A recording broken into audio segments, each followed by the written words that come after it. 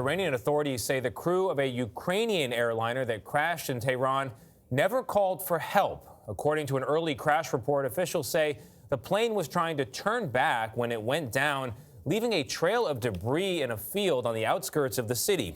But a series of holes like this one in a wing are leading some to question the idea that the plane had mechanical difficulties.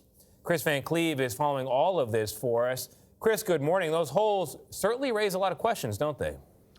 Oh, good morning. There are a lot of questions, and one of the real challenges here is Iranian government statements have to be treated with skepticism. We do know a team of Ukrainian investigators are now on the ground in Iran. They say they are looking for any evidence something like a missile or anti-aircraft fire struck Flight 752. This morning, we know very little, and answers may not come quickly, but it does appear the plane was on fire as it came down. Our hearts go out to all the families. Mourners gathered in Edmonton last night to remember the 63 Canadian victims on Ukraine International Airlines Flight 752 after Prime Minister Justin Trudeau vowed to find out what happened. Canadians will be asking for answers, and we're there to support and find out the truth. The plane was only in the air for a few minutes before disaster struck. The Boeing 737's flight data was abruptly silenced as it climbed towards 8,000 feet during a seemingly normal takeoff. The flight happening just hours after Iran fired rockets into Iraq. Canadian Transport Minister Marc Garneau.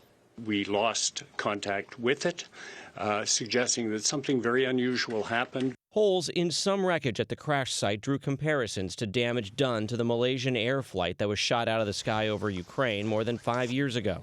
Can you say categorically, one way or another, that the plane was not shot down? I cannot. It is too early to speculate. The Iranians say they recovered the black boxes, but they were damaged and may be missing some data. The country says it won't give the U.S. or Boeing access. Former NTSB Chairman James Hall. You can't squash speculation except with the truth. And the only way you're going to have the truth here is have a thorough and fair investigation. The 176 on board the 3.5-year-old airliner included a newlywed couple, several children, and students returning to universities after winter break. Among them, Ph.D. student Ghanemat Asdari. Professors described her as an exceptional student and an environmental leader. Just the thought of one of our students dying in such a tragic circumstances is just horrifying.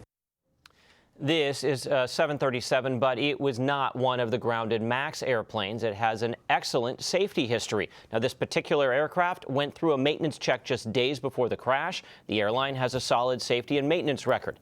The Iranians are running this investigation, which comes during very tense times between Iran and the West, and that could be another challenge. Anthony? All right, Kris, thank you.